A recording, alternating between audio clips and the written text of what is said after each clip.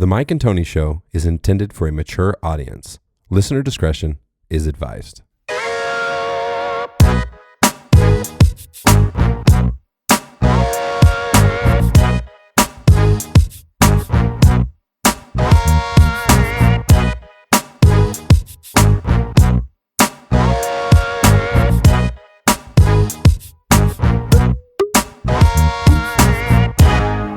This is Duncan. I sing in the band Relate with a period from Denver, Colorado. And you're listening to the Mike and Tony Show. Episode 159. I'm beat. Pierce, it's been a long damn week. I'm exhausted. We've had no AC for 4 days. So I'm just going to start us off on some positive. Yeah. How was your week, dude? Equally busy. It's end of term. Beginning of next week for all the college students. So you've been busy for weeks now, it seems like. Yeah, end of term is crazy for me. I'm the bad guy. Remember, I send back all the money and I send out all the notices to tell the students they don't deserve what they get anymore. Bro, I'm so jealous. Yeah. That sounds amazing. Dude, we have an incredible guest this week. I'm super excited. Turns out we actually attended a show years ago. Didn't even realize it. Pure coincidence. But McKnight, I don't know if should I say your first name? You go by that too? Sure. Yeah, Skyler McKnight, but perform under the artist name McKnight. Yes, sir. I'm apparently a narcissist, and I name a band after myself. Yeah, I love it. Mine's literally my name. Like there you go, your full name. Yeah. Nothing wrong with that. I have to admit, when you were standing out front, my son has like a mullet, and he's 18. He's about to turn 18. When you were standing out there, and I glanced out the window, he's supposed to be at a football game right now, and I was like, why is he home? And then I looked closer and I was like, wait, that's not Jay. I thought that was hilarious. I should shave the sides and get the mullet going, though. Yeah. Oh, yeah, that'd be hilarious. It's long all on top? Oh, yeah. All long I hair? haven't cut my hair in. Hell yeah, man, bro.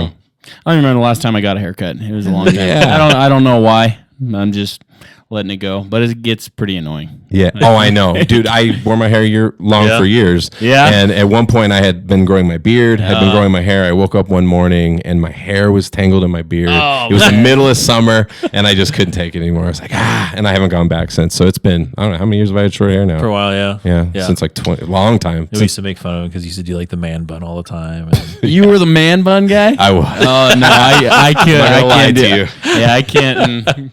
Well, okay, in my defense, at least it was 2015. It wasn't 2023. Yeah. Slightly different. It was. Well, now you'd fit in. Yeah. back at it again. Yeah, right. You're a trendsetter. Thank you. I like the way he thinks. Dude, your music is truly incredible, and I don't say that lightly. Your voice is fucking awesome. Thank you very much. Question number one I want to ask you, I'm curious, have you taken vocal lessons or anything like that? No, I never have. Actually, my brother told me I was a bad singer and told me I should stop. And I'm like, F that guy. No, he did it. He did it in a respectful way. But that really was something that was like, he was like, hey, man, I don't know if the singing thing is your thing. And I was like, it kind of irritated me because that's what I want to do. Yeah. So I just do it every day as much as I can, you know. Fuck yeah. The story about my uncle. My uncle walked in on me when I was like 16 singing in the room. And same thing. He was like, oh, fucking bro, give it up. He's like, you're all right at the guitar, but don't sing. And that stuck with me for so long. So that's really interesting to me. But I think I was trying to figure out what it is. I think that's what I love about your singing and about your voice. It sounds raw, dude. That's why I was like, I'd be surprised if he took vocal lessons. It sounds like you have to growling and shit. Like it's guttural sometimes. I definitely learned how to try to do controlled screaming. I think Robert Plant is my favorite vocalist of all time. Not a huge fan of AC/DC, but Brian Johnson is, he's got that sound. Yeah. So I just kind of followed that, and throughout the years, I learned to just yell and learned how to control it. Oh, so good, dude. Thank you very much. What's the one you're hitting the real high note on? I can't remember. I've got the names are kind of blurring together. There's one where you just keep hitting this. You're like slowly. It's on the EP. I can't remember what it is. I think it starts with. It's real simple instrumentally. It's like piano. Is it new style? Is it? No, it's not new style. Oh man, I think I know what you're talking about. Is it Water or The Water? I think it is something like that. Man, I haven't heard that song in a very long time. That's hilarious. Is that still on Spotify? Isn't it? Yeah. You have an EP. I have not listened to those songs in years. Pretty much since I put it on Spotify. I don't think I've gone back and listened to it. Is that the best place to hear your music? Is Spotify? Yeah. No, I guess probably on Facebook and YouTube and stuff because we have cover videos, and I do some original stuff on those as well. So probably not up. Spotify. It'd be cool. Get the plays on Spotify though, and the monthly listeners. Oh yeah, bro. Yeah, definitely need that though. But yeah, probably to get them. I don't know. Most amount of material is our Facebook page or YouTube. That's Instagram. wild too, because when we had Terrell on here, remember that blew me away too. That his biggest following is on Facebook. He gets like tens of thousands of people. Oh, really? On Facebook, and I was like, wow. He goes, yeah. He's just like, it's Facebook is. I wish people listen to my Spotify, but everybody has Facebook and Instagram and stuff, but not everybody has Spotify. Yeah. So and it's hard to get on those algorithms with Spotify. How many freaking songs are released a day? It's like a gazillion a day. So yeah. It's tough to get in front of people. What do you like more, like recording or playing live? Oh no, I hate recording. I cannot. It's like trying to roll around. You're always hitting cables. You're always bumping stuff, and it's just it's frustrating. And you guys are a 5-piece band, so it's like. Well, yeah, but I do all the recording stuff pretty much myself. Okay. When I need horn parts, then I'll call in the horn guys and stuff, and then I'll do drums. I usually don't do drums. I go to the studio for drums. Okay. But yeah, I'm usually doing stuff by myself, and it's frustrating, So playing live is what I love to do. I guess writing songs and playing live. Yeah. Oh, yes. I would agree 100%. Those are my top two things. I think writing songs is my favorite thing about doing music. How did you start in music? What did you start with, or? Well, I didn't start until I was pretty old. I guess first time I picked up a guitar, I was 21, and I had just got done playing hockey. Hockey's like all that I knew my whole life. And then I was going to go to Germany and play professionally out there, but then weird things happened. I wasn't able to. So then I was like, I guess I need something to do. So I just started working in construction and tried to play guitar. And wow, living in my mom's house. Acoustic or electric? It was acoustic. Yeah. Yeah. And so just kind of developed from there. And then I just started making up sounds and writing songs. Yeah. How quickly after you started playing guitar did you start writing songs? Very quickly. Yeah. It took me a while to learn, the dexterity and stuff. And I wasn't very good at learning other songs. So I just started making stuff up as I went, and they just turned into songs right away. Yeah, that's cool. That's a very similar start myself. Yeah. Oh man, that is awesome. So is guitar still your main instrument? Yeah. I mainly just stick with acoustic guitar, and I'm honestly not a very good guitar player. I get through songs and stuff, and everybody laughs at me you can play 100 songs and stuff. I'm like, yeah, but it's G, D, E minor, C. It's not complicated. I was just out in Nashville last weekend, and place is just littered with unbelievable talent. Oh yeah. You feel this big when you walk out to Nashville. You go to even for sure anywhere you go. You go down to a hotel lobby, and you're like, goodness gracious. This guy's playing for 4 people, and he should be in a stadium. It's everybody. It's everybody. Where in Nashville? Because I remember when we were out there in Nashville, I was like, okay, we got off the airplane, and it's like, yeah, there's a band playing here in the airport. I was like, okay, yeah. And walking through, and then we stayed off of Broadway. Yeah. And so every restaurant, every bar on Broadway, they've got 5 bands in every place live, right? Yeah. And I was all joking around. I was like, I went to the bathroom, fucking band in the bathroom, bro. The guy's trying to hand you soap. He's playing the whatever. Yeah. But I don't really find a lot of desire to get that much better at guitar, but I like playing it. It gets me through writing songs and stuff. But I really do just want to sing. I was telling my dad, if I could just hold the microphone, and then the other people do the instrument stuff. Yeah. That would be Mick Jagger over there. I'm sorry, Mick Jagger's terrible. I don't get the Mick Jagger thing. Still going, bro. Yeah, strong like the Energizer Bunny, dude. Yeah, just still a lot of drugs. You got to do cocaine real early in your life. Yeah, I think his heart would have popped by now, but I guess not. Yeah, man, that's incredible. So you're I understand that. So, but you're a big fan of songwriting. What's your ideal way to write? Do you write alone most of the time? Yeah. I've written songs with other people before. It's tough. I don't know if my personality really resonates with it, but I should, because it's gonna be a hopefully beneficial to write songs with other people. But yeah, I don't know. I just kind of pick some chords or mess around, or I'll be playing a cover song and then I'll just keep playing the chords and then just make up another melody. So it's like kind of a mashup thing. I don't know. There's just any way to just move your mouth. Just move your mouth until you hear something that sounds good. And the only thing I was surprised I didn't hear any rap. Do you no rap? No. Actually, one of my drummers loves to rap. He's actually a really good rapper, Dan Page. I've been trying to write him some raps, but or not write him the raps, but make like a backtrack for him and have him rap over it, but he hasn't done it yet. Guy's a bum.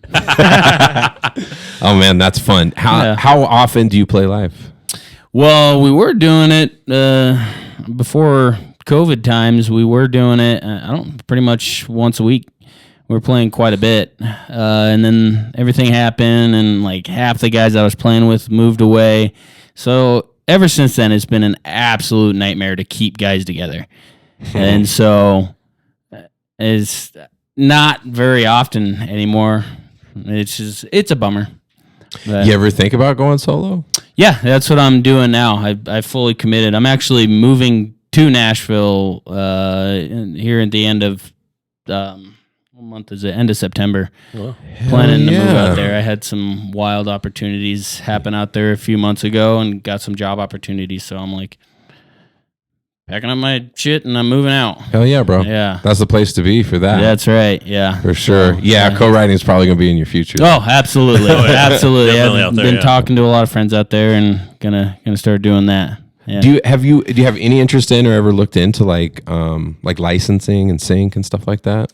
No, not really. I guess I'm pretty naive I have heard of it, but I just we should talk. I feel you should fill me in because your music is really solid. It's top notch production, thank you. and I really think it's licensable. Like for a while, I went to this licensing school and it was kind of my focus for a little bit. Mm-hmm. And there's just something I hear about it that it just got. I don't know. There's something. It's so authentic, man. Well, thank you. That's what I was telling Dollar too prior to the podcast. Like I was like his sound. Like on that, If I Was Better, and then the new style. That's right. Yeah. I was like, his style of music, that sounds like that stuff that's like on Grey's Anatomy and like shows like that, right? Yeah, absolutely. Like that's what he was saying, licensable. Yeah. So I actually do have a publishing deal with somebody here in Denver. That's where those two songs that are recorded on Spotify that are released as singles, New Style and I Was Better. Mm-hmm. Those are through the publishing company, and I recorded those at the Keep Studios. The Keep? Dude, we've heard that before. Yeah, awesome guys. Jeff Kanan, I believe his name is. Nicest guy. They're awesome, but recorded out of there. Both of those singles were done there. Yeah, and I've got like 10 other songs that we recorded out there. But yeah, they're awesome. And they got me a publishing deal for like 3 years or something like that. So, oh hell yeah! So okay. they're just doing all the work, and every once in a while I'll get a check in the mail, and it's like $11. I'm like, hell yeah, yeah. He's like, oh, I'm kind of naive. $11. Meanwhile, this guy's getting checks. $11. I'm like, all right. Hey. Yeah, that's interesting. Damn, moving to Nashville. So was that the first time you have ever been to Nashville? No, I've been to Nashville a handful of times. But I went out there in, I don't know, it was probably 3 months ago or so. So actually, it's a really wild story that happened. My girlfriend, she was going out there to Nashville to work like the beer event thing or whatever. Uh-huh. And she kept asking me, you want to go? You want to come with? And I'm like, I can't. I got to work. And then like 2 days before she was going to Nashville, I got laid off. Oh wow. Yeah. Like half of my company, just clean house. And so I'm like, screw it. I'll go to Nashville with you. Yeah. And so I went out to Nashville and having, a good time. But she worked during the day. So I just would go out by myself, walk up and down Broadway and go to bars and stuff. And then one day I went to lunch and I ordered some food and I'm watching a band and I'm like, I know that guy. I was like, and so they ended the song and then the guy was like, for some reason, picked me out. Like one of his other bandmates picked me out. He's like, hey, you have any requests? I'm like, mouthful of food. I'm like, no. And I was like, there was like 80 people in there or whatever. And he picked me out. He's like, you have any requests? I'm like, no. And he goes, where are you from? I go, I'm from Denver, Colorado. And then the guy that I knew goes, whoa. I'm like, yeah, dude, I know you. He goes, are you Skyler McKnight? I'm like, holy shit. Yeah. I'm like, yeah, man, we played at the Walnut Room like 8 years ago. He goes, oh, shit, man, do you want to come up here and play a song? I'm like, sure, let me finish my food. So I go up there, and I played Jolene by Ray LaMontagne, and did a pretty good job. And then right after I was done, somebody else came up to me and was like, hey, dude, you got to come audition at Tootsie's. Dude, yeah, Tootsie's is huge. And I'm like, okay. He goes, it's this Saturday. I'm like, I fly out on Friday. I was like, screw it. I cancel my flight. Yeah. So then I get a guitar from the guy that I just played with, or kind of played with. I just played solo. Get a guitar from him that he lets me borrow. I go to the audition, and then the guy like pulls me down, and he's like, hey, come with me, like the MC guy. Pulls me down, and we walk down Broadway, just me and the MC guy, and he like kind of offers me to play at Tootsie's at the airport. Oh, jeez. And I was like, sure, but I'm leaving for Denver like tomorrow. He goes, oh, man, well, when you get back, man, just let me know, and we'll get you playing 5 days a week out at Tootsie's. And I'm like, okay. I'm like, sure. So then, it was a pretty wild thing. And then the next day I was flying out, and by I don't know, some divine intervention, my gate was right next to the Tootsie's. Come on. Yeah. It was right next to the Tootsie's, and the guy was like, they were like doing a shift change or whatever. Like the guy was wrapping up his set. And I got talking to him. I'm like, yeah, I'm going to be hopefully playing here. He goes, oh, you're getting on the Tootsie circuit? I'm like, yeah, I guess. I just tried out for him yesterday, and the guy said, he goes, oh, yeah, this is like the best gig they got. I'm like, okay. And then 5 minutes after that, I got a text from somebody saying that I have an audition at Kid Rock the next day. On Monday. Oh my God. It was like the most insane, like all of this. And I was like getting onto my flight when I got the text about audition Monday. They sent me like 300 songs and what key they were in and stuff. Yeah. And said, be ready to sing and have these 3 songs. And I was like, I am getting on the flight. Like, I was like, can I audition when I get back to Kid Rock? And I never heard back.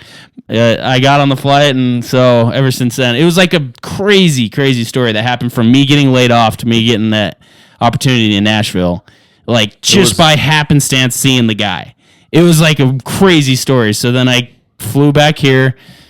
In the process of packing all my stuff up, I got my dog and my girlfriend. We're just going to go to Nashville and try and play some music. This just happened. That's like wild. Yeah. It was all set in place, dude.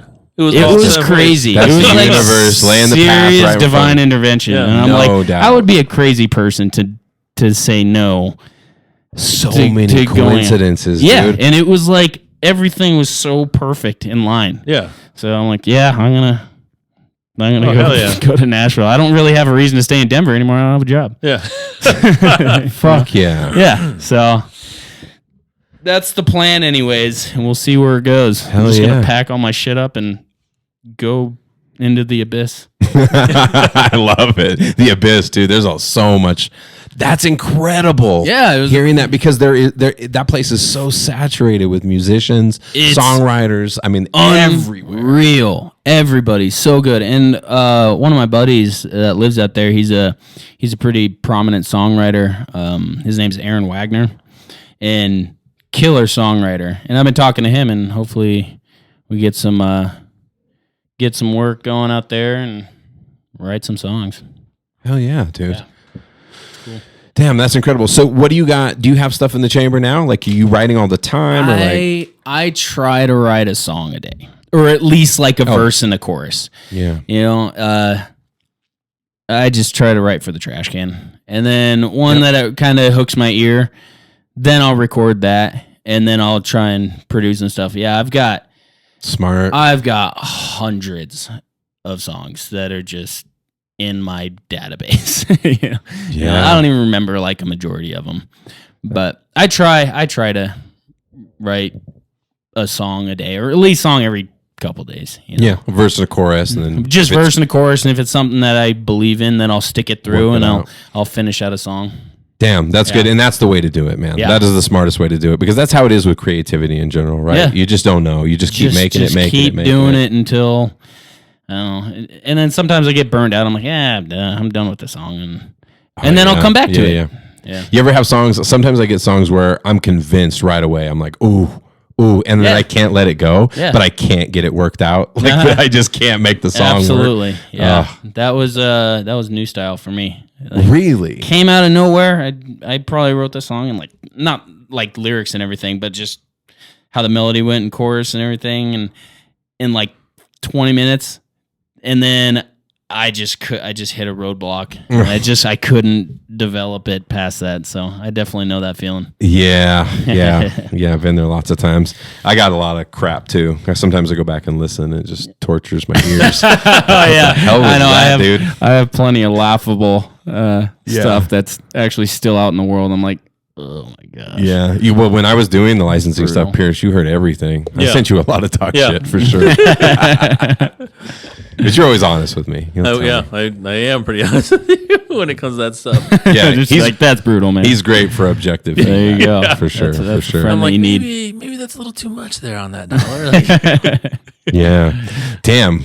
I'm just imagining that move starting in Nashville. This might be, how old are you, by the way? 32. 32. Ooh, he's young too. Yeah. Holy shit, dude. Because there seems to be something about the universe that's sending you there. Yeah, I don't know. God has plans, and I would be remiss to ignore them, especially something like that. And very cool, man. So it was definitely a blessing that I got laid off 2 days before I went to Nashville. That's crazy. What'd you get laid off from? What were you doing? Construction management. So I was a superintendent, and I was overseeing a 170,000 square foot build, just a big warehouse. And then on the last month of the job, the bosses walk in and give me the boot. I was like, the last yard. I was like, right there. I wanted to finish that job so bad. Yeah. I wanted to finish that job so bad. How is that line of work for you? Do you like it, or you always think about music? Yeah, no, I love it. I especially when you're working for a good general contractor. I love it, and the company I was working for was best company that I've ever worked for. And I think they just hit some hard times and laid off a whole bunch of people. Yeah. But I love construction management, and if I have to, I'll go back to it, or I don't know. Yeah. Maybe start my own thing. I don't know. Yeah, that's the other thing too. If you have done it before, you could always do that, like side, just side hustles and stuff like that absolutely. while you're building it up. Yeah. Damn, that is really, really cool. Well, don't forget about Mike and Tony, the guys who came to one of your shows. Do you remember what venue it was? Oh my God, do you? I don't remember. I don't remember which one it was. No, I wanted to say. Is it the same one we saw? Three Kings? Did you? I don't know. I don't no, think it was 3 Kings. It wasn't Three Kings. Did we see? Where was that? We saw Avery in them. Was that Goosetown? No, it wasn't Goosetown for sure. We'll have to figure it out. We could probably figure it out by looking at the page, seeing what it was. Yeah, that was a podcast for us that never took off. For the listeners, we talked about that before the show, right? No, before the show. Oh yeah, so yeah. Goosetown. Goosetown Tavern. No, that's not where it was. Oh, I thought you were talking about your podcast. No. We started the Mile High podcast, like an offshoot of this one. Oh, I got you. And I think we did two episodes or something. Yeah, we were going to focus on just seeing like local artists and like promoting them and like, all that kind of stuff. And then, I wish we could remember all that because I don't even remember how we came across, like why we picked that show or what it was. That's pretty funny. I think it's because you were doing music too, and you were like, there's not really anything out here for Colorado musicians, no podcast, nobody promoting anybody, and this and that. And he's like, and I think we were just we're like, dude, we can get in on that first. Like the first people doing this. There you go. That really is. Maybe it's. I feel like it's you. It's this guy, like Divine Intervention Everywhere, because that's another random ass coincidence. Because and you know each other, right? Like you're so you live next door to Aaron. Yeah, he lives next door to my brother. Yeah. And so we've met a few times. Yeah. Okay. But small world. Yeah. Yeah. That is cool. Yeah. So the Keep Studios, is that where do you record stuff now? So right now I've got my home studio. If it's a song that I believe in, I will get one of the drummers, and they'll just go to the Keep Studio. I'll do everything else. I'll record all the tracks at my house. But drums, I mainly stick with tough. the studio. Yeah, no, and I've got like hardwood floors, and it's not a room to record drums in, so I take it down to there. But I usually do everything on my computer at home, and then I'll just send the track to him to mix it and master it. What kind of mics and stuff do you like to use? Whole bunch of 57s. Yeah, they're great, man. Yeah, they're really good, and they're good for like not picking up the whole room and stuff like that. Yeah, too. exactly. And then I've got some condenser like Sennheiser. I really don't have very much. I do a lot of. You don't need much. You really don't, No. And if I'm recording my amp or whatever, I'll do like 157, condenser. But then if I'm recording like horns, just 57. Yeah. So do you have any visions for like what you want to release? Are you kind of like an album type of person? Do you want to release albums, or in this current climate? I was gonna say it seems like it'll be a little different. Seems like releasing a single at a time is the way to do it, and just staying consistent. Not just on recording, or releasing, but also doing your Instagram and stuff, posting as much as possible. Yep. And I am so bad at that. Yeah. It's a lot of work, man. It's like a full-time job if you want to be releasing. I don't know how some of these guys do it. Like, don't you guys have other things to do?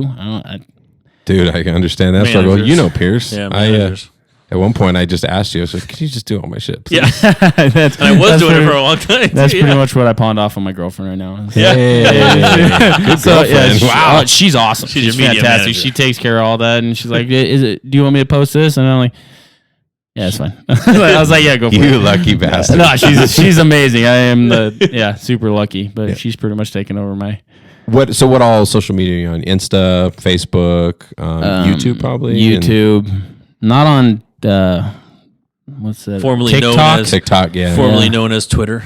X. Yeah, formerly known. I am on Twitter, but I don't think I've opened that app in 2.5 years. I never look at Twitter. That's me with Twitter too. Yeah. There was big. I saw something though where they were showing that sign that he made. Like it's half of the Masons. The Freemasons. Yeah. I saw that too. Yeah, that's interesting. And then he just recently auctioned off a lot of the old Twitter stuff, like the old signs and stuff like that. Yeah. Oh, really? Yeah.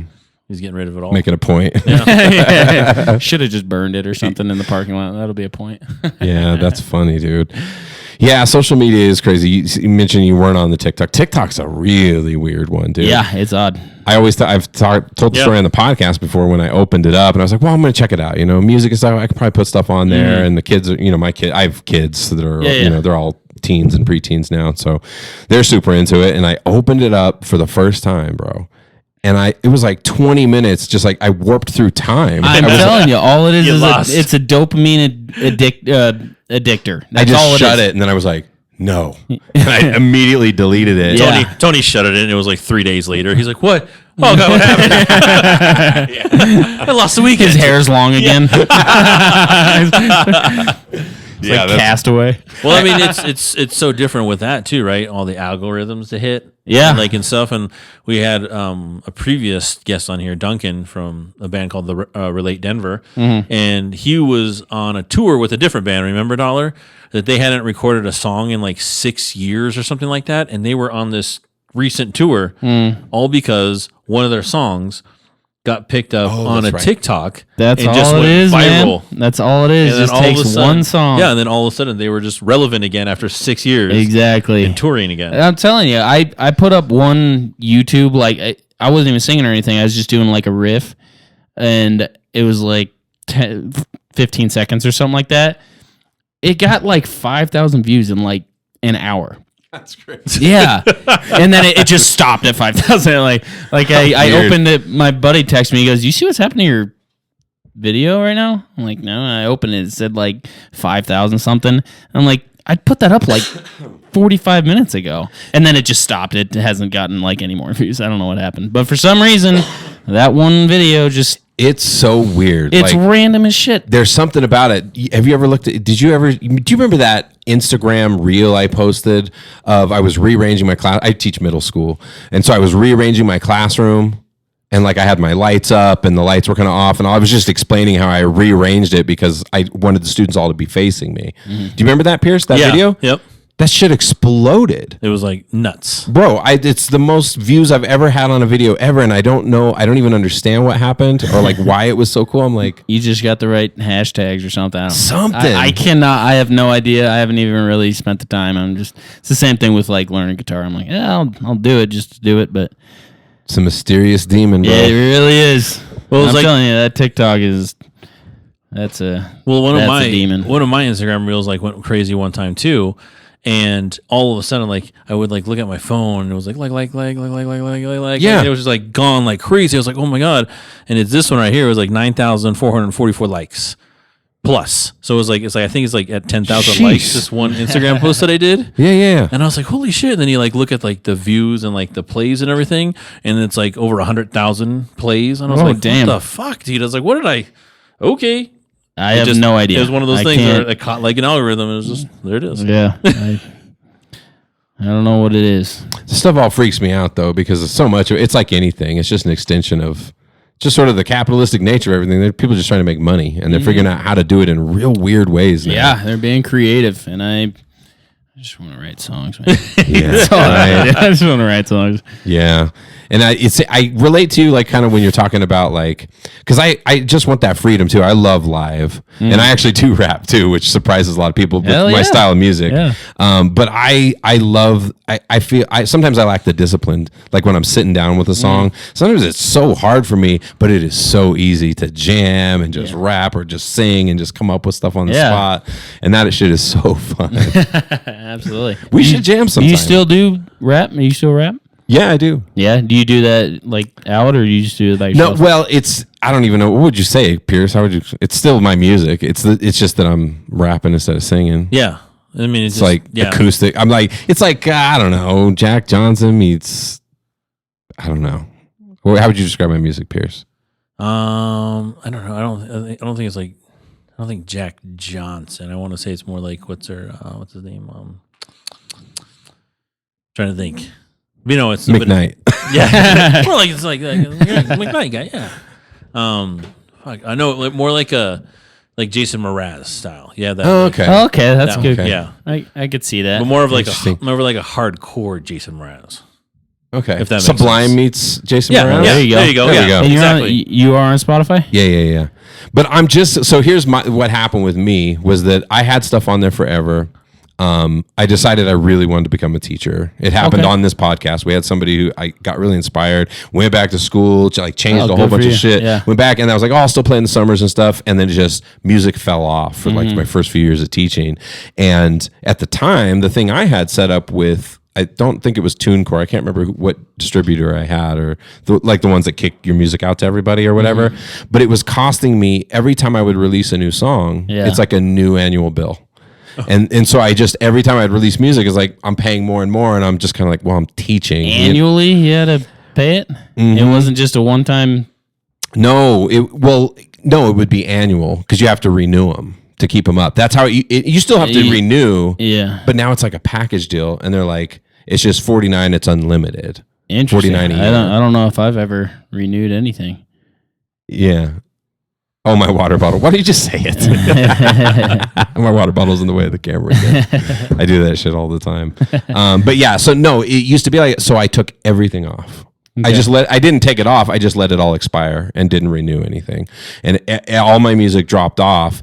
And then it was DJ Chones. When he got on me, a buddy I work with, and he's super in the music industry and everything, and he was just pissed when he found out that he was like, "What are you doing, bro? It's like, how much does it really cost?" And then luckily, when I found out, I went back on. It's so set up totally different than when I started. So now it's like you pay $49 a year, and you just release. I haven't paid anything since. But then it's on everything. That puts it on everything. So you're going to be on Apple, Spotify, like every. Yeah.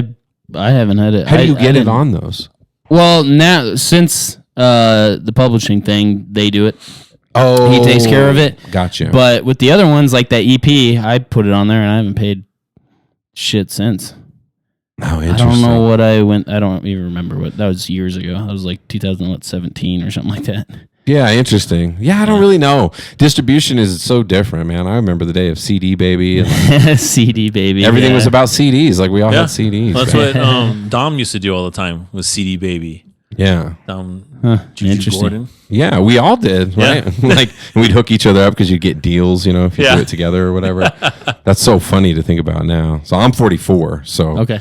So I remember, like, it was just a different world, and it transitioned on us, and that's why distribution to me is such a weird thing now, because it's like, for me, that's so interesting. I'm so curious to wonder. I'm wondering the ins and outs of the guys doing publishing for you, and like how I have no that idea. all works. Just because for me, the only way I know is you just pay, like, you pick one. You can do TuneCore. There's a few other ones. CD Baby's still doing it. CD Baby's I still haven't looked doing to it. see if they're still making CDs. I don't know. They're gonna be like vinyls. Exactly. Everybody's gonna be listening to. I mean, even compact now discs. those are Well, that's coming back. yeah, man. vinyls are popular. That's dude. like So- a huge thing that Very people are much. doing at shows, and they're like handing out like not just signed vinyls, vinyls, but also like I've seen people that have the tape player with headphones, and it's like a $5 thing for them or whatever, really? and they Oh. put their songs on tapes, and then they sell those at their shows. Tapes? Tapes, yeah, Cassette tapes? like vintage ass tape nice. Whoa. players. Like, Whoa. yeah, I've seen people do that. I've seen people do like flash drives, which I don't know about that, drives. but yeah, you can't really. How do you sell your music at your shows these days? You can't sell CDs. Give them a QR code, I guess. That's, Yeah, Yeah. exactly. That's Yeah. what I did. Or I download, yeah. shit. I should have brought you guys. I got shirts, but that's what I Oh. did. Is I put a QR code on my shirt. Oh, And- smart. Yeah, and I thought it was kind of weird that no one ever thought about that before. I'm like, yeah, just put a QR code on the shirt and don't even say anything about it. It's just a little QR code on the side and the symbol on the front, and And making a QR No, code is no simple. words. Doesn't say the band name or anything like that. it does on the chest. Oh, Yeah, okay. yeah. I was almost thinking And that'd the be logo. cool if you just had like a weird. I was symbol thinking and then about the that QR too. I was Somebody thinking has about doing to- just a QR code on the chest, And then somebody's and like, just see what what is that? They have to exactly. do it. I was dude. thinking of doing that. Almost, hats. it might be better on your back On though. hats, yeah. Because Or then a nobody hat. has to do the awkward like walk up. Like it's on your back. You're just standing in line or something. Yeah, you're Yeah. like at the airport or something, and people just that. yeah, absolutely. That's actually a great idea. that is a great idea. feel like you should do That's going to that. be my next merch idea. I Hats, guess. back of shirts, yeah.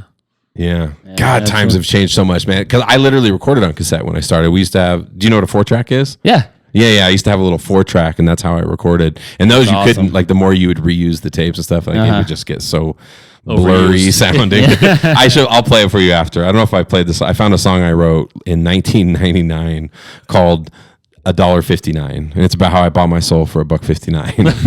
But it sounds so bad, Pierce. That's I played it for my kids. They don't even believe it's me. They're like, Oh, "That's- no. dude, That's hilarious. that's Yeah, nuts." when I first got started recording, my dad gave me a VS 1680. I don't know if you guys know what that is, but it's just this big ass mixing board that records just blocks, and you have to like click the up and down button to change tracks, and Oh, it is so cheesy. But apparently when it came out, that was like the way to do it for home recording. And my dad Interesting. spent like, I don't know, a gazillion dollars on it. But he's like, this is how we recorded our first album. Here you go. And it took me a while to learn it. It was not very intuitive, and it sucked. Dang. And I don't even know where that thing is anymore. Do they have wood panels on it by chance anywhere? I feel like, Yeah, I feel like that would fit. Cursive writing of the. Yeah, exactly. So you come from a musical family too? My dad, I grew up watching my dad. He was in a band. I don't remember the name of it, but yeah, it was kind of a country band, but they played a lot of weddings and stuff, so a lot of covers and stuff. But yeah, I remember growing up and going to a bunch of weddings and going to a bunch of bars and waiting until 2 a.m. while they loaded all this shit into the back of the trailer, and then he kind of fell off. He still plays, but I wish I would have played back then. But yeah, that's kind of, I don't want to say how I got started playing music, but it was there. But I've been around it my whole life, but I didn't pick up a guitar until I was in my early 20s. Yeah, that's cool. Yeah, I always, because that was the thing. I've done weddings before. In fact, I think I played at Joella's wedding. Do you remember that? You don't. Yeah, maybe you didn't even know her then. That was a long time ago. But I despised covers. And I was just like, at one point I just was like, no. And like not even ones I like. I'm not doing any damn covers. I'm doing all originals. I'm tired of everyone saying that you have to do that. And then I got out and started playing and learned the hard way. It was like, oh yeah, I got to pick up a few covers because it just, you win the audience over a little bit better. Absolutely. And people love that. I don't remember where I was going with that. Yeah. But that's another thing about Nashville. My gosh, you walk past 4 bars and there's the people are playing like right there on the street, and you can hear them through the thing. And you walk past 4 bars and they're all playing the same song, like Wagon Wheel. They're like, they're Friends in Low Places. It's like all the same songs. You're like, everybody's playing it. Yeah, I was listening to a comedian talk about it recently, and they were saying that like that's how they tried out new stuff. Was like they would make sure that they had like their power lines that they knew were like going to work really good. Yeah, and then they would work in the new stuff and just see, do they react the same? Absolutely. And then DJ Jones was saying the same thing, exactly the same thing. And so it's like that process. And so I feel like covers, I eventually realized. Absolutely, yeah. We learned that playing live too. Is that we would mash up songs all the time. We actually just released a cover of Black Keys and Zeppelin cover.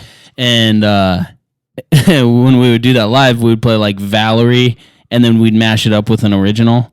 And people loved it because everybody knows Valerie. And then you just sneak in a song that's in the same key and just keep the same rhythm and just keep playing the song. Yeah, people don't know what happens. people don't even know what happens. We're just playing our original song, and people still think it's Valerie, but yeah, that's cool. I actually did a lot of that too. Like I would always mix that the Sublime Lovin' and or What I Got, I think is what it's called. And then what's the Toots and the Mays Halls? So the 44. 54-46, right? Because you're right. There's so many. That's why I thought it was funny earlier when you said that, when you're like, you'll play a cover song and then just keep the chords the same. Yeah. And then start experimenting with the melody and like come up with something totally different. Yeah. It's really, that's just how music is. And people who don't play music don't really realize that. There's only so many chords so many notes. I was listening the other day that Ed Sheeran apparently went through some I heard about that legal thing saying that he was stealing songs. So then in court, he played like 10 songs. Every song. Had the same. It's like, this is how you... This is how music works. Everybody... There's no original ideas anymore. You know, not really. It's just but it's how well somebody can sell the music, it seems like. How well they can sell it. Yeah. Well, I do kind of think like it's like art though. So like every individual is going to be different. So even though those chords are the same, like when you sing them and then like your emotions and your words and your exactly vocals, they perform it. I honestly think that's why Led Zeppelin was the greatest band of all time. Is they got in a lot. I think they're still going through lawsuits about stealing songs, but they just did it so much better than everybody else. Yeah. You know, they have songs that are just verbatim, lyrically, melodically, everything's the same, but they just did it so much better. Yeah, remember that? What was the one? Else. Was it Stairway to Heaven? Was that the one that a while back somebody was trying to say, and then they compared it? I mean, they were playing this one little part, and it was like the classic cliche guitar riff where it's like the descending notes. Yeah, and they played that, and everybody, you know, even me, when I heard it, I was like, holy shit. But if you listen to the whole song, it's terrible. Yeah. It's a terrible song. That's a cool riff. I'm not a huge fan of Stairway to Heaven either, but no, and I don't just did all their songs. I feel like just so much better than that's what else. I mean. Stairway to Heaven to me was a phenomenal song. I love that song. I'm just saying that's like I don't want to say my least favorite of all the Zeppelin songs, but absolutely. I love drums. That's why I always loved them. John Bonham, bro, just the best ever. The best ever. Not even fair. Yeah. Well, they were saying like I was actually watching an Instagram reel, and they were talking like and Jimmy Fallon was talking about like old 90s songs, and it was like, he's like, if you really listen to it, he's like, all 90s songs can be played over MC Hammer's you can't touch this. it's like do do do do do do do, you can't touch this, do do do do, and he was like, don't turn around, and he's still going over the beat, don't turn around, and it's like still going to the beat of you can't touch this. Then he started singing other songs, and he goes, every song goes to the beat of MC Hammer, you can't touch this. Yeah, that's funny.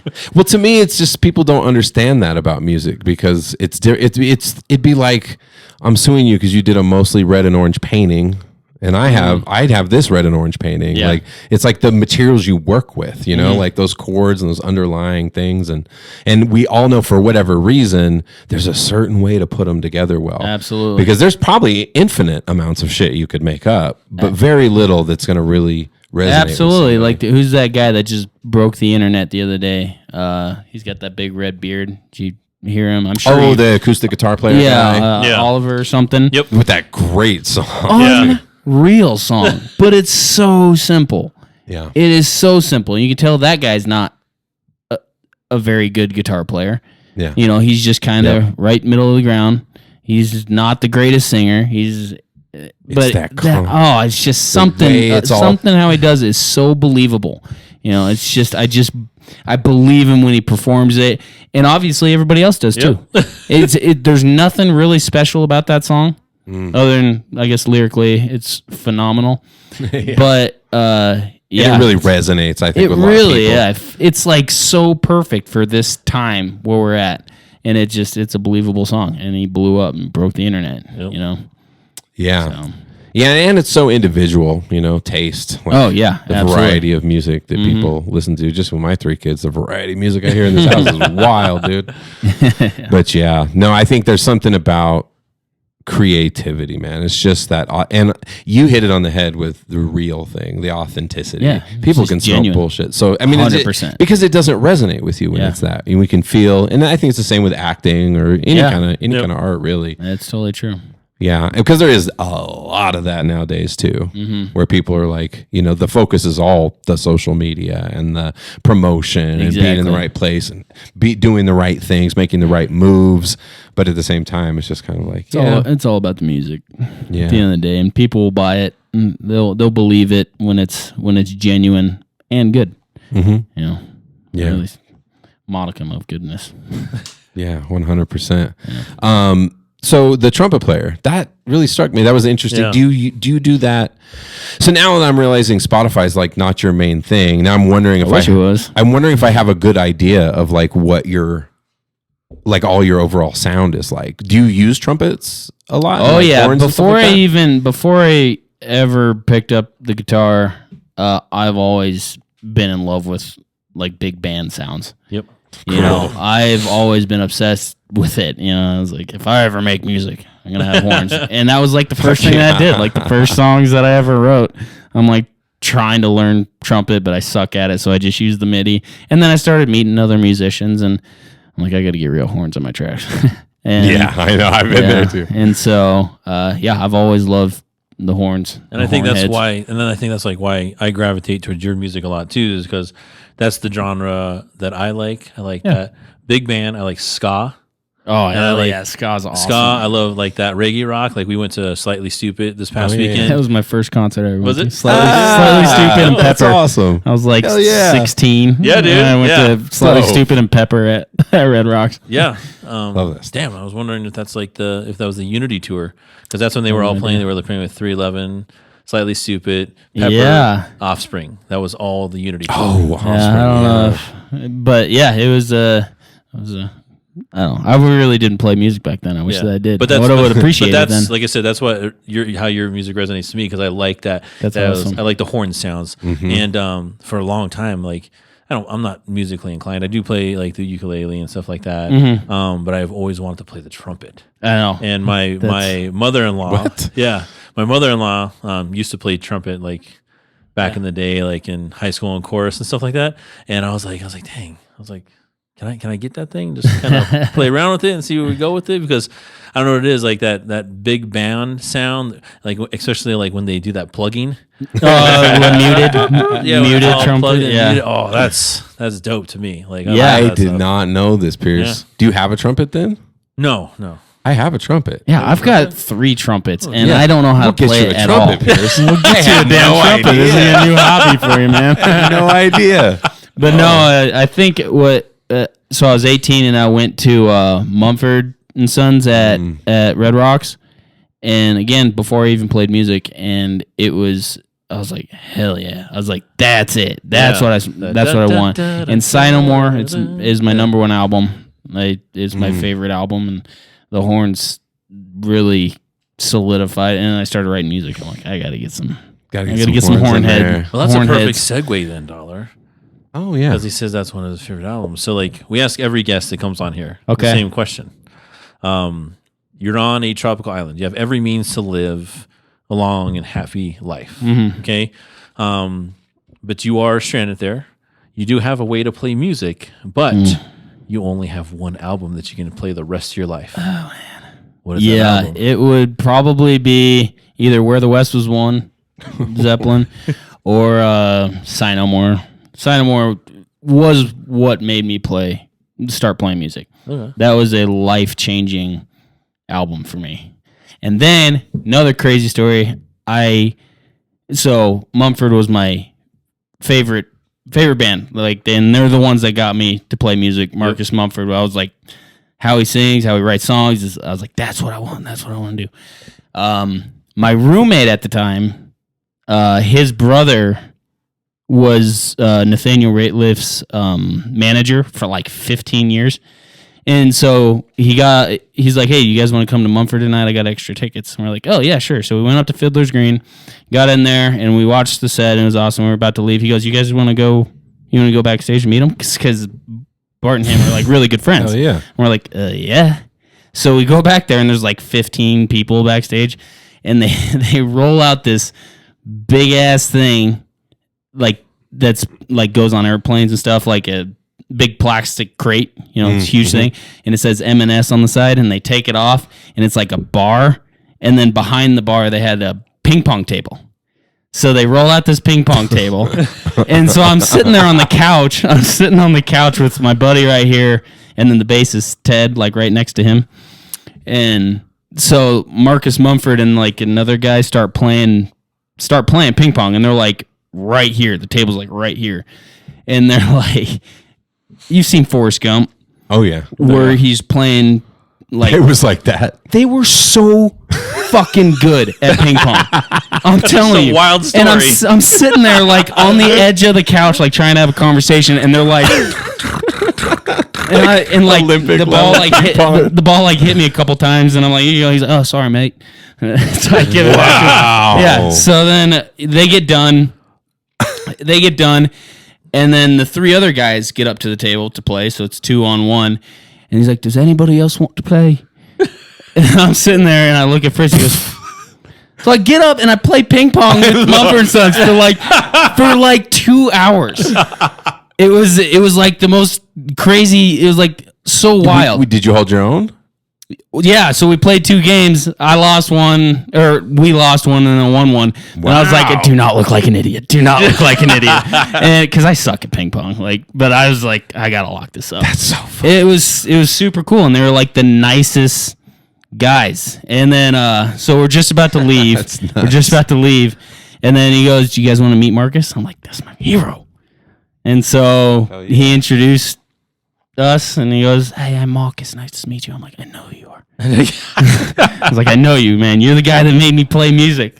Like, Sigh No More is my favorite album. Did you tell him that? No, I was just like, "Nice to meet you." I think they were kind of drunk, but that's so. It was cool, a wild bro. story. Yeah, it was super cool. That is a way wild story. Yeah, and awesome. I forgot to even process that. Like, that was the fastest island question answer we've ever had. Yeah.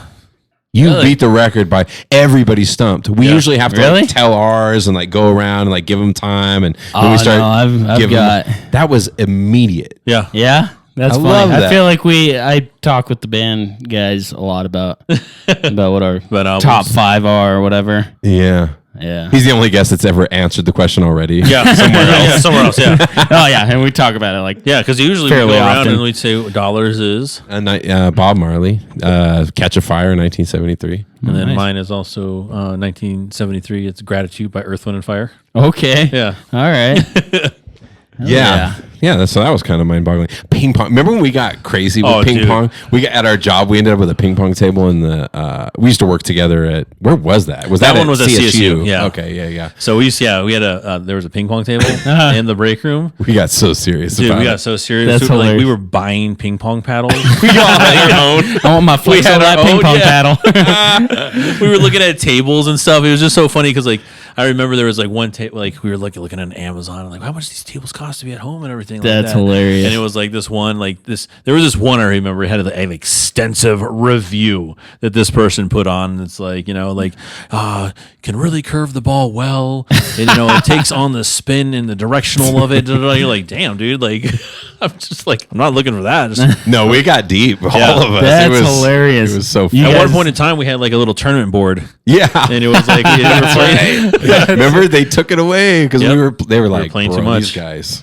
That is funny. We were irresponsible with it. And they just That's took why you it got to out. get one in What your is that? house. What is that? Tony's 5th break today? Yeah. We literally were. That's doing funny. that, like, So you guys lived up in Fort Collins? No. It was CSU Global, the online. Oh, Yep. Global. I got you. Yep. I got you. Okay. Like DTC area. But then I got you. What was also funny too. So Tony also, I was at the Rocky Mountain College of Art and Design, and then after I left, Tony started there. But they had a ping pong table out. Did you play ever? No, I didn't even know they had one over there. So me and Jared would play on that ping pong table all the time too. So, Where was it at? Student Life. So the floor underneath on Student Life. Yeah, you that's didn't know the underground ping pong No, table. they did. I do remember that. Yeah. But I don't. But there was like a piano in there, right? Yep, there's a And piano, like a couple other like a whole bunch of bean board bags, like games board and games, stuff. stuff like Yeah, that. yeah, A big yeah. old TV. But like a lot of the times, it'd be fucking art all over the ping pong table because kids would be down there like doing their art shit because it was an art school. Like, do it. So- Stay in the Bunch of classroom. And nerds. so we'd always like we'd go down there, like me and Jared were like, damn it. We'd have like our paddles start in, our, putting- and our hands were like ready to Pulling your go. paddles out of your case and stuff. No, Jared got serious with it. He got the Bruce Lee like paddle. Oh, And it was like He's had, joining this- tournaments his and shit? grip, and he was like showing us the thing, and he had a case on his.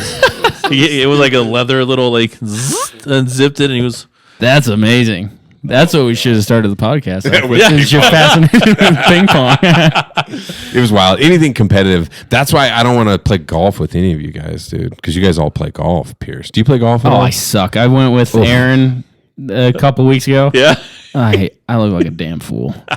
I'm like finding other balls. I'm just like, it looks like this one's mine. Found it. Found it. You're like, Yeah, that so guy found it. bad. It's right here. Exactly. I'm like, it went in that general direction.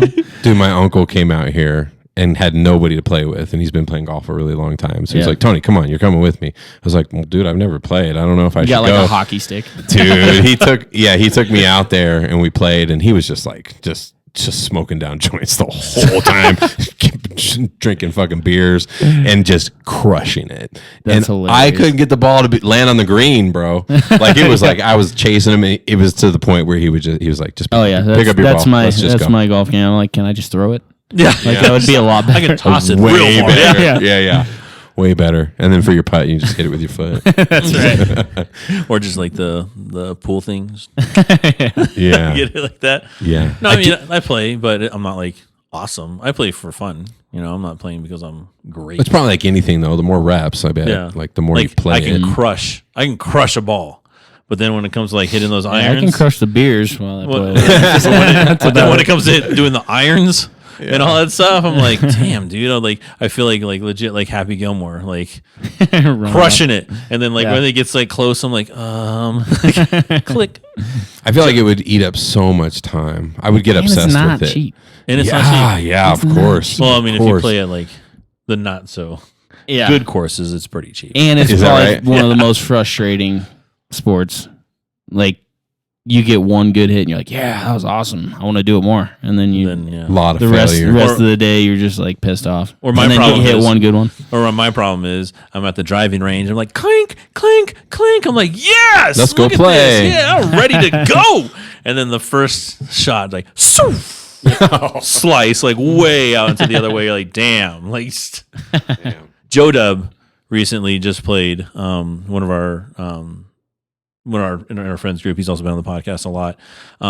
But he knows Joe. Yeah, does he play or he just went and well, played? I'll let you guess. Okay. Do you think Joe's No. very athletic? No. Joe's not very athletic. He's very smart. Joe is ridiculously smart. Joe's not very athletic. Okay. So I let him borrow my old clubs that I had, Mm-hmm. and we went to the driving range over there, the Eagle Bend by the house. We went to go to the driving range, and I was like, all right, let's just hit some balls, man. Let me see how you gonna do that, because he got hired onto a company, and immediately they hired him on. They were like, hey, we have a shotgun scramble. You play golf? And he was like, I've played before. And I was like, Joe, how many times have you played? He's like once or twice. Oh, no. I was like, oh my God, dude. And so we went to the driving range, and he's like stands up, and he's like, I have to do this like this, but he stands up, and he's like this with the stick. He's like, and I'm like, I was like, what are you doing? It's like, are you like squaring up like hockey? Are you gonna slap shot? What are you doing right there, buddy? And he was like, oh, and he went to go swing it, and I was like, oh my God. I was like, line your feet up, man. Come on, dude, let's do this. I was like, yeah, some people just don't have the golf gene. But then I asked him, I was like asking him throughout the day, because it was yesterday, his little tournament. I'm like, hey man, how's it going? I was like, I didn't want to embarrass himself at his new job. I was like, hey, how you doing, man? Are you on the shotgun? Did you ask to just do putting? Did you ask to just do putting? He goes, hey, we're under 3 so far. Oh. They were playing at Castle Pines. Oh, down there, because this company's like pretty good. And he's like, yeah, we're under 3. I was like, Joe, are the people that you are playing with like ridiculously good? He goes, oh yeah. I was like, all right, there you go. I was like, I was hoping they weren't relying on you for being that extra fourth. Like, dude, kudos to him for just doing it, knowing full well like what you're getting into. Yeah. Damn, that's crazy. That would suck though if you're that guy. I'm playing with a bunch of really good guys in a tournament. Damn. No, golf's not my thing. I never will be. I like disc golf. That's fun. I do disc golf. I'm terrible at that too. Are you terrible at that? Yeah. I pretty much gave up sports. I'm not a sports guy anymore. I do not pay attention to shit. Well, you did after hockey, like that was, I was pretty bitter with it. It was a pretty shitty situation that I wasn't able to go play. So I was like, you know what? How long did you play hockey for? I was like your whole 4. life. Yeah. Yeah, you played in leagues and stuff like that. And yeah. So last league I played in was the North American League. I played up in Kenai, Alaska. Oh, wow. And I wanted to go to school and play, Division I hockey, obviously, what everybody does. Yep. But I got an opportunity to go overseas and play in Germany. And so I kind of said no to the college thing. I didn't want all the debt and whatnot. Like, I wanted to play hockey, but I was like, I don't, I didn't. It's a trap. I'm not a school guy. I was never very good at school. I'll learn by doing things like going out in the world and doing practical things. I feel like I'm better at learning that. And so I was just not a school guy. So I'm like, I'll go overseas and play. And I was really close, but some weird thing with, I was going to go to Germany because that's where my family lives, like my mom's side of my family. So I had an opportunity to go over there. And then I couldn't get dual citizenship. And it was just like, it was a super weird situation. Mm-hmm. So I was like, I guess I can't play. And then I don't know, God put in my heart to pick up the guitar. So I picked up the guitar and started playing. And just haven't looked back at sports since. Yeah. So I don't pay attention. I don't. What about hockey? Were you nice with it? Were you pretty good? I certainly wasn't the nice guy. No. I mean, like, were you skilled? Like, were you good at hockey? I mean, I made it to North American League. I guess you have, which is it's a pretty high level, I guess, in respect to juniors. And I was always kind of the rough and tough guy going in the corners and hitting and whatnot. But I was good enough to play on, I guess, the higher lines for a little while. Where in Germany were you about to go?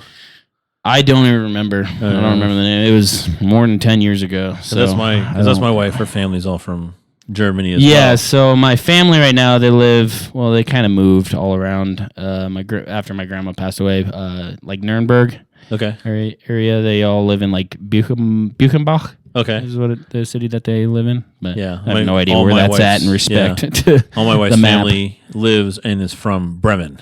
Okay, Germany, which is I guess like up north somewhere. So no idea. My Germany geography is not up to snuff. Yeah, my geography in general is our school systems failed us. And I'm a teacher. Well, it's hilarious. So like Tira's bad at geography, like bad. Yeah. Like one time I was like, I want to know where you think things in Europe are. Like, what do you think things in Europe are? And so, like, I gave her like a blank map, and I was like, telling her, I was like, what's here? And she was like, oh my god, I don't know. She's Isn't like that crazy? writing different things down, and I was like, oh my god, girl. I was like, And she's like, this is where the Bahamas are. no. I was like, no. And I was like, and you want? That's her big thing. She wants to take do like a European tour. Yeah. And I was like, you can't go until you know where we're gonna go. Yeah, I she's was like, You have to know what part of the globe we're Yeah. on.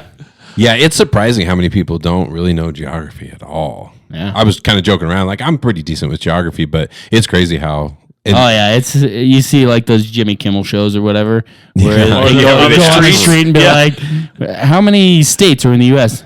I'm gonna say like 25.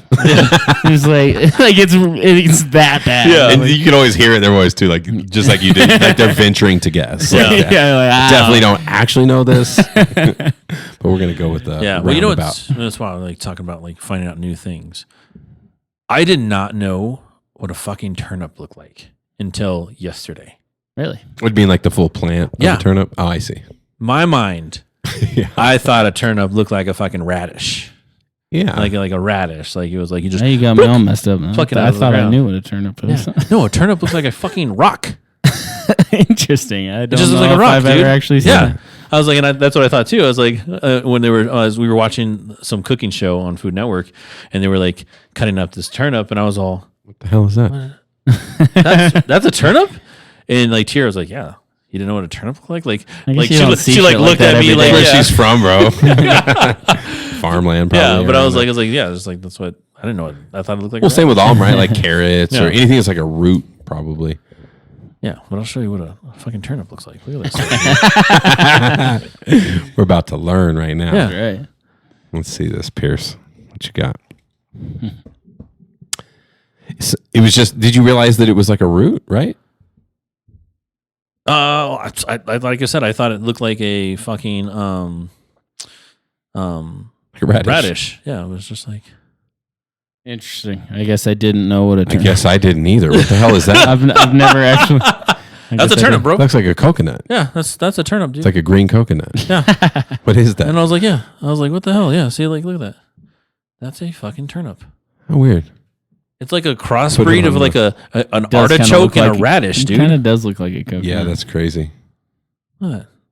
Who knows? I had no idea. that's what Learning fucking- new shit. Yeah. That's what I missed the fucking fun facts. Now you're making me miss the fun facts because you'd always bring random Yeah. shit like that. I actually was going to do it this time, but I got really busy at work. So, Yeah. Yeah. You don't have any locked and loaded for us? You got any? no. You guys with jobs.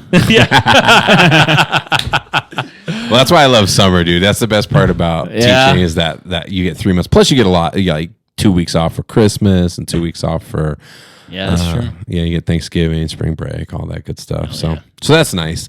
No, I really love it though. Pierce knows it because I was on a music trajectory. That's really what I was trying to focus on. And we had a person come in and talk on the podcast, and he was just like working with school kids and just listening to him and stuff. I was like, man, I really want to do that because in my head, I was like, remember, I was always saying like, my music is to change the world. Like, Yeah. like I was thinking, you know, like this is my route.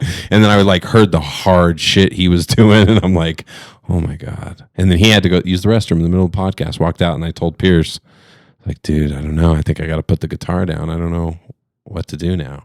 Yeah. And the next thing I know, went back to school. It was hell for 4 years. I hadn't even finished a bachelor's degree or anything. I had to go back and like do all of it. And so I was in school while I was teaching. Yikes. And I don't know if you know middle school kids. That shit is brutal. Yeah, I was an asshole middle school kid. Yeah. So I can imagine. Most middle school kids, yeah. There's that weird age where they're trying to like figure out who they are, but at the Yeah. same time, don't you dare say that. I know who the fuck I am. Yeah. So it's funny. Yeah, it's interesting. So I do like my job a lot, but I do miss music, man. Yeah. I miss it. I always say I'm going to do it in the summer. This summer didn't. I like all my connections fell apart in like 4 or 5 years. Yeah. I started reaching out and I was like, oh, they're not there anymore. Oh, what about so and so? No. Okay. How about this place? Anybody? Shit. You should go start back with the open mics, Pierce. No, Yeah. you need to do that song with Tyler, the one he specifically wrote for you.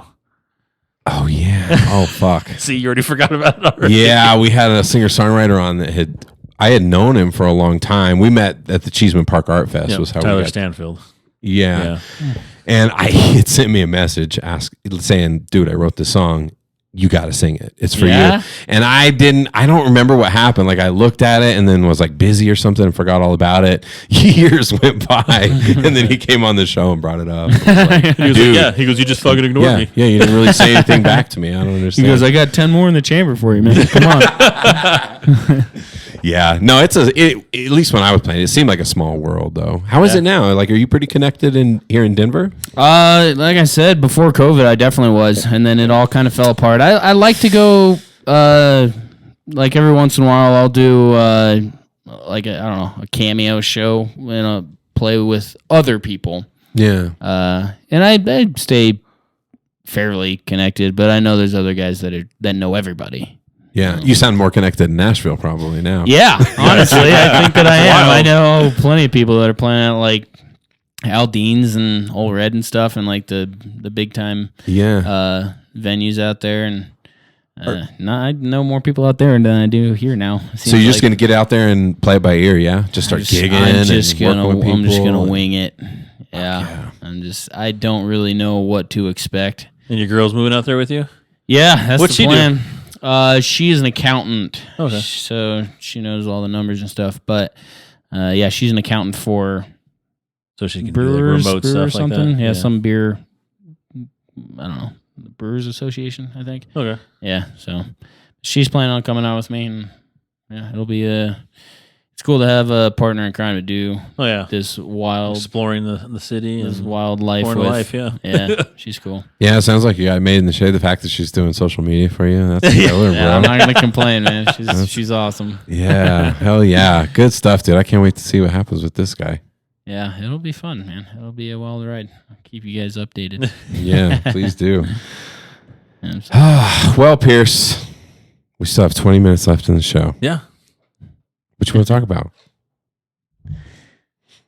Maui? Oh, fuck yeah, we did. I did want to talk about Maui. You've seen all this stuff going on in Maui. You've been sending me all the Insane. conspiracy stuff lately. Dude, I know. I think everybody's on that train. It's like, Yeah. why is it always the weirdest shit? This energy weapon. Yeah, exactly. Laser beams blasting. Yeah. I don't know. I don't know what to believe. You know, I was just talking to my girl today. I'm like, you see so much weird shit on the internet. You do. You have no idea what to believe. Oh. Like even things that you see in real life, you're like, I feel like this whole world has just gotten so ridiculously insane that I don't know what to believe. Yeah. But I feel like something's coming. And never before has it been so hard to tell what's real and what's not. Right? Yeah, for real. Because it's like, oh, we have access to everything. It's like, yeah, everything. Everything. All the Great bullshit, to all see, the man. and there's so many talented people out there just Yeah. like deep faking everybody. AI and- stuff now. But it is weird. That's the only question I want somebody to answer for me because like I've been following a lot of the Maui stuff, but I'm very curious like why are the trees still standing? That's the only thing. Some of them, yeah. But you feel lame when you're getting this shit from social media or something and you see it and you're like Why are but buildings it's eating at you all the time like Yeah. why are the trees still there? Like Yeah. was there really laser beams? Yeah. That couldn't be. That But can't be buildings are real. incinerated, cars are melted. Like, Yeah, but there's still trees and like umbrellas and shit. Yeah. And like, and then I don't know if this is real, but apparently like 2 days after the fires started, there was already a book published and released, Yes. and it had like written testimony of people that were there, and then like the whole book's pushing this like climate change agenda thing. It was like 2 days after the fire. I think they went from like it said like August 8th to the 11th, and it was published on the 10th. Yeah, exactly. Yeah. It's like, was come weird, on, dog. guys, like at least try to make it. Yeah. But I don't know if that's a real thing. It's just I know you don't know you have no idea what's real That's anymore. what's so hard. You know? Well, But I could totally see it. And You then know, I it saw makes sense. And then I saw that Oprah shit about Yeah. that, like how Oprah Oh, how she's, the beginning of the year, how she had like bought a whole bunch of different plots of land in Maui, that's right. and was trying to Oh, like do yeah. all these things on it, but law was preventing it. And then I guess like 2 days before the Maui fires actually started, a law passed. Yeah. Where like you can build up saw that on stuff too. like that. And Yeah, no, it's I don't know what to believe and who to trust because it seems like you do know all those people are fucked though. Oh yeah, Like, for that's sure. crazy. Their houses are gone. Dude. Like, it's gone. what a devastating story. And now You're just hearing like what people had to go in there and like people like mothers were holding their children and then they're just like sitting, and some of them were burnt sitting to- in the ocean. Oh my gosh! Because like the fires were like to get away from yeah. it. There's like all those people out in the water. It was Yeah. just smoke everywhere. Yeah, and there was a storm at the same time. And that's why the fires were burning so bad, because like the wind was blowing. And, There like, were, pushing, some weird hurricane that just happened at the same time. Yeah, it's funny. We were sitting there for a minute trying to figure out what to talk about, dude, because look at the fucking world. Like, the fact that the government has been releasing all this alien shit.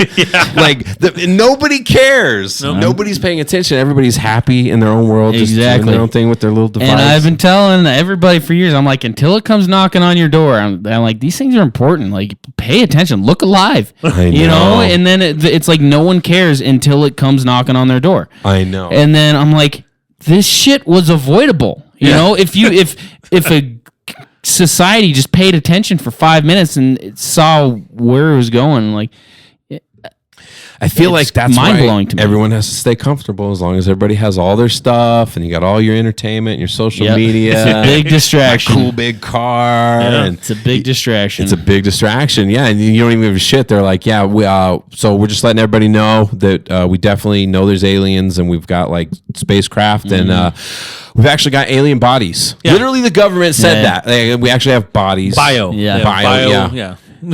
Book of Revelations, man. And you're like, wait, what is happening? And then you look around and everybody's like, oh, this fucking video is so funny. Like, what is happening? Yeah, and then they just keep scrolling. Keep scrolling. Like, okay. Yeah. Yeah. No, it's wild. It's like a great deceit. Well, just and even people like, are just even in fact, the hurricane in Hawaii, like, Hawaii doesn't have hurricanes. Yeah. It's like super rare that they get something like that. You know, usually it's like, storms or monsoons. Right. And like right now, there's actually a hurricane on its way to like San Diego. California. Yeah, San Diego and Los Angeles right now. that Like never happens. Yeah, that nobody's talking about too. Oh my God. And it's on its way to San Diego and LA. The path. It's like we just think we just all just ignore everything. We'll just walk off the cliff one day. More people. I'm like, just pay attention for 5 minutes. Yeah, it's coming for us. And you said Book of Revelations. You mentioned God a couple times. You a believer in God? Yeah. Yeah. I'm a Christian. Yeah, same, man. Yeah, I love that. But it is weird. Yeah. The Book of Revelations is Book of Ezekiel. Book of sent Revelation. you that other one. It was like saying all September 23rd. Yeah, like all these I things saw are like that reverting too. like September 23rd. I saw that too. Yeah, it's so crazy. A lot of. You just don't really know what's going on. There's no way. I think there's just too many people. There's too many people on the planet. We're like, I feel like there's so many of us, you can't keep track of what's going on. And the fact that we're taking in all this, like, I read news a lot, you're reading about all this crazy shit happening. It just becomes like it's not real or something, Yeah. I think there's too many nefarious and like diabolical actors. Oh, yeah. That in the shadows. That are intentionally pushing stuff trollers like this, and they're just super trollers, just trying to control society and control the world. Yep. And they have nothing but evil in their hearts. Well, and dude, AI and deep fakes and all this, I got to show you this shit, Pierce. This stuff is so wild. Like my boss, she's a crazy person, and so she found this thing. It was like, it's like AI. She wanted us to do a photo shoot, all of us, for the school leadership team. Yeah. And she was like, we were like, well, we don't really have time. We're not going to be able to figure that out. We got way more important shit to do. And she's like, well, I got this thing. And so she started doing like our shots. Like, look at this. That's not me, bro. Look at this, Pierce. Look at all these cut, dude. I know, I'm all shredded. Look, that part was pretty good. Look how big my head looks in that one. That was a little off. Some of them. That's just an AI generated picture of yourself. Yeah, look at this one. Look how tall and trim I am there, buddy. Yeah. That's insanely Lumberjack over there. Realistic looking though. That one's realistic. I know. That's what I'm saying. That shit's wild. That looks like my dad, actually. Well, you know what's wild is like Photoshop just recently did the AI expander, so you can put a picture in there, right? Like just say you just do a headshot, in the rest, and you can have it fill in the rest, and have like say what you want it to look like. Yep. Yeah, that's wild. I was just, and I'm like never on Snapchat, but I was just scrolling through it, and there's filters on there that like change your face. Yep. Yeah. And I like went to one that made you look like an old man. I did it, and I'm like, I look exactly like my dad. Oh, damn. And it was like spot on, like with the facial hair and everything. And I was like, wow, That I look exactly like my dad. That's crazy. 60. He's like 64 now or something like that. That's been around for a while because isn't that our Reverb Nation picture? It's like that main picture we have of like me, you, Mark, and Dom. Yeah. Except we're all old. You put like an old filter, we're all gray. Yep. Those are weird though. Mine is my uncle. I have an uncle that when I look at him, I'm like, oh my god, dude, I look just like him. Like a mix of him and my grandma. Like it's Yeah. That shit's scary. It's really weird. Well, I don't know. Is it scary? Do you think it's scary? Yeah, well, not if you believe that Jesus come back. Yeah, you don't know about anything. Yeah, no, just stay as focused as you can on that, because we're told not to be scared or worry. So yeah. No, I kind of have a peace about it, but I find myself get worked up about where the world's going, and I just see stuff happening, and I'm just like, my goodness, these things, it's coming, man. It is coming. But I find myself get worked up a little bit, but not really worried, I guess. Yeah. But I definitely feel this anticipation, and as I feel a lot of people do. Rising tenseness. Yeah, this kind of eerie feeling. Like right before a storm or something. This eerie feeling that something's going to happen. And I don't know.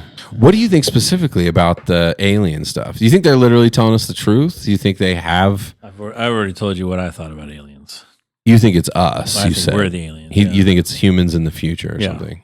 We were here before, and then we were like, "Fuck this place," and they were like, took left off, and then came back, and then we're just checking on it from time to time. Did you know what I started watching was that Skinwalker Ranch? You ever seen that? Dude, I hate that show. Why do you hate? It's one of those ones. It's like I don't have to think. You know what drives me? Because it's just one of those thoughtless shows. Yeah, exactly. Because at one point in time, they go into this little cave. Nothing ever happens. They go into this little cave, right? And they're like, "Oh, our camera stopped working. Oh, bro, my phone's not working. Oh man," I was like, "But the fucking camera that you're filming all this on is working." But have you? I'm like, "What is that?" I'm like, "Come on, bro. Like, what's going on here?" Dude? You really.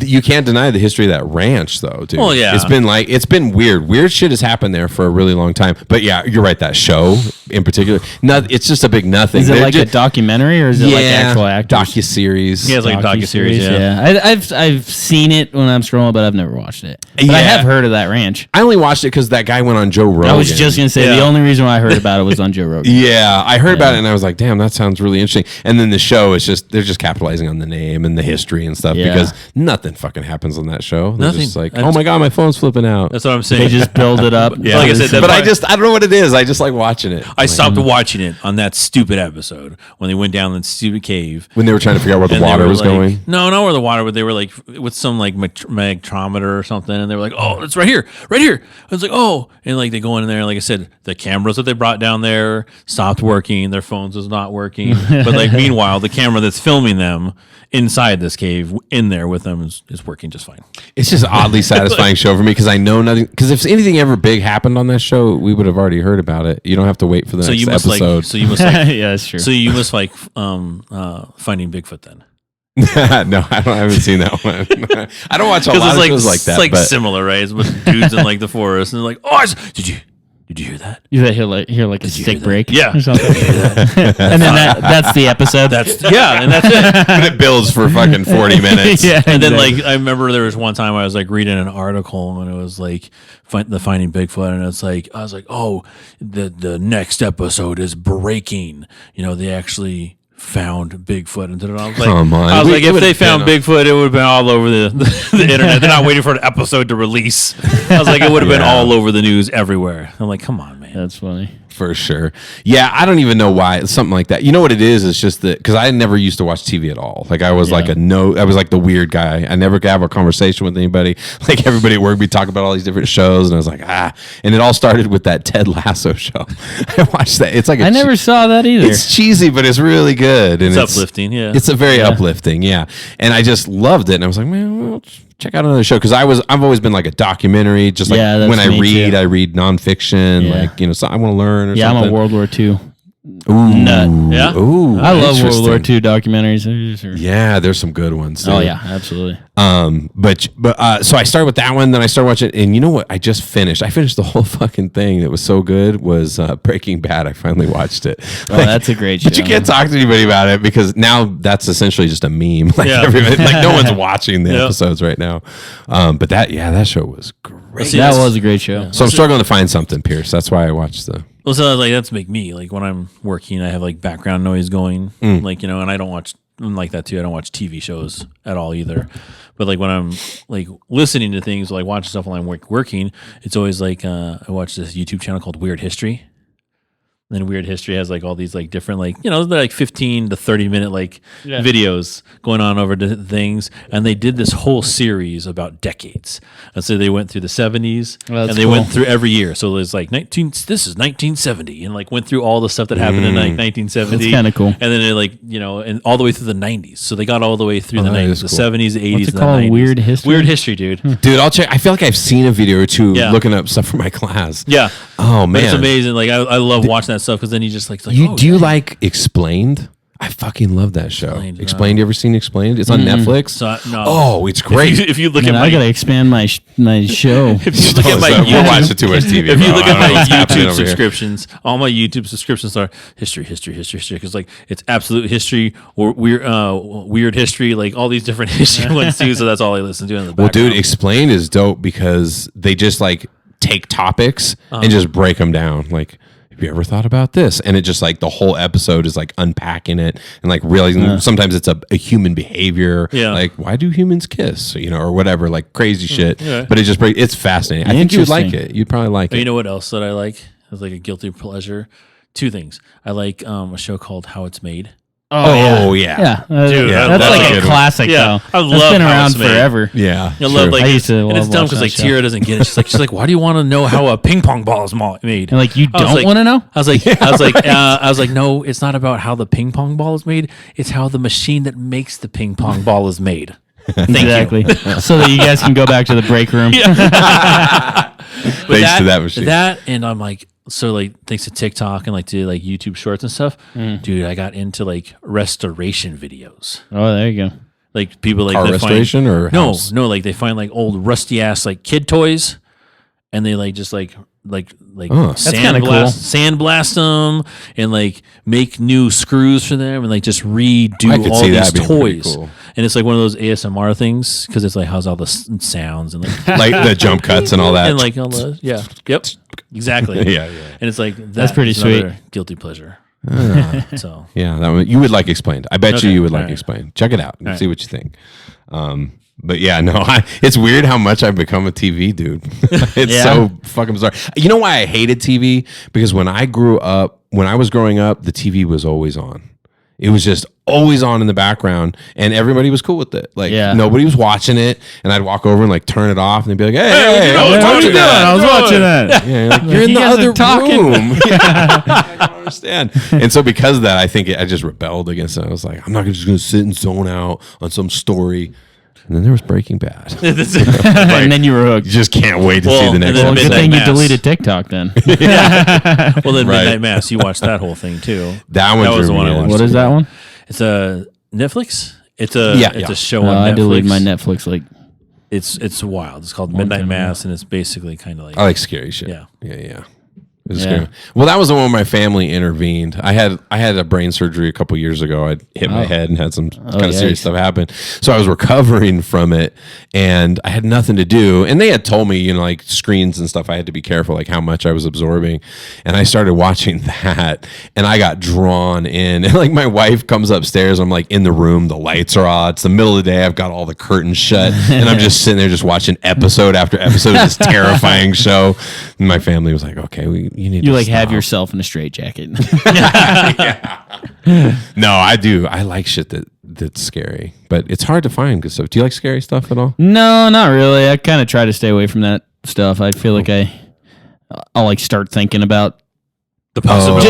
It's just like a negative thing for me. Like if I watch things that are scary, I notice I like think different in life. I like start thinking more pessimistically or something. And it's just I'm like I just went through I watched like a couple scary movies and I realized this like years ago.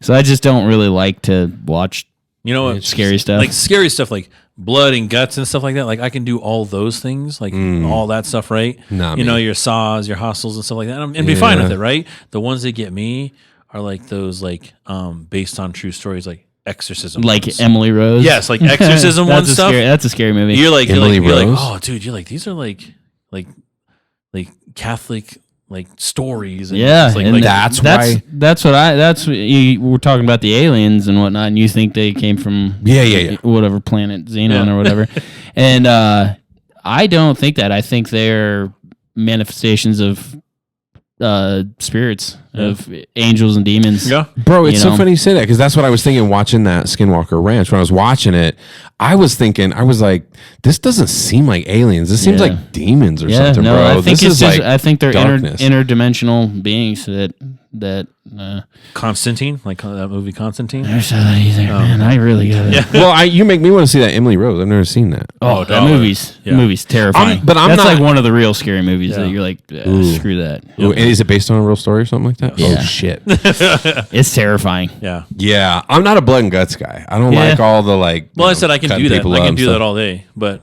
I mean, it doesn't. I just don't enjoy it. Yeah, it's. But I do like the mysterious, scary type of stuff. Oh, there we made it. See how fast that 20 minutes? That was really 20 minutes. Yeah. Flew by. Dude, thanks for coming on. I'd love to have you on again. Yeah. We should definitely go out if you play something live. Oh, you're gonna be in Nashville. Yeah. So I'm planning on going to Nashville in the end of September. Hell yeah, if man. If everything works out, I got a lot of stuff to do. Yeah, but check him out everywhere: Facebook, YouTube. And start listening to Spotify because he needs those listens. I need some listens. Some listeners, dog. Absolutely. And with that, it is a wrap. Cheers. Cheers.